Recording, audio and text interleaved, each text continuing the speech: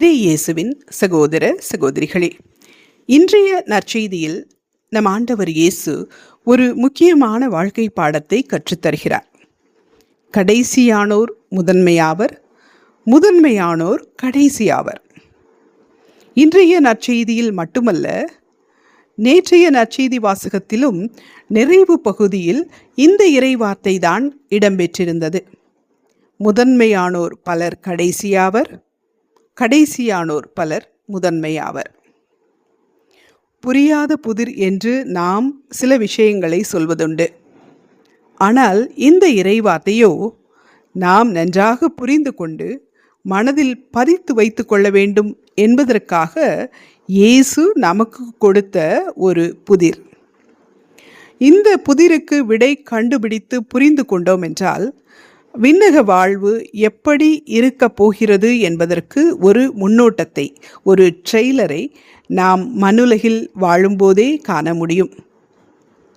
இவ்வுலக வாழ்க்கையில் முதன்மை இடத்தை பிடிப்பவர்கள் யார்? செல்வம், அந்தஸ்து, ஆட்சி, அதிகாரம், பட்டம், பதவி என்று பல விஷயங்களில் முதன்மை இடத்தை பெறுபவர்கள் யார்? நல்ல திறமை உள்ளவர்கள், புத்திசாலிகள், பலசாலிகள், சாமர்த்தியம் நிறைந்தவர்கள், உலக போக்கை நன்றாக புரிந்து கொண்டு அதை தங்களுக்கு சாதகமாக பயன்படுத்தி கொள்ளும் நுண்ணறிவு உள்ளவர்கள். இவர்கள்தான் எல்லாவற்றிலும் முதலிடம் பெறுகிறார்கள் என்று பார்க்கிறோம். கடைசி இடத்திற்கு தள்ளப்படுபவர்கள் யார்? திறன் குறைந்தவர்கள், வாய்ப்புகள் மறுக்கப்பட்டவர்கள், பிழைக்க தெரியாதவர்கள், அப்பாவிகள் என்று முத்திரை குத்தப்பட்டவர்கள்.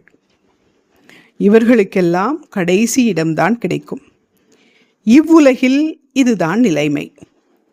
ஆனால் விண்ணுலகில் இந்த நிலைமை தலைகீழாக மாறியிருக்கும் என்பதே இன்றைய இறைவார்த்தை நமக்கு கோடிட்டு காட்டும் உண்மை.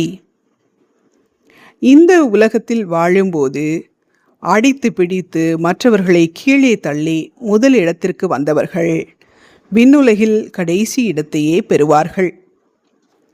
பிறரால் ஒதுக்கி தள்ளப்பட்டு கூனி குறுகி போய் கடைக்கோடி மனிதராய் இவ்வுலகில் வாழ்ந்தவர்கள் விண்ணுலகில் முதலிடத்தில் அமர்த்தப்பட்டிருப்பதை அனைவரும் பார்த்து வியந்து போவர்.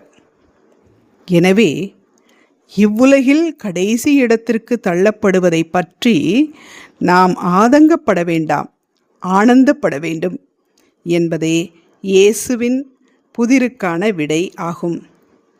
இன்றைய நற்செய்திக்காக இயேசுவுக்கு நன்றி.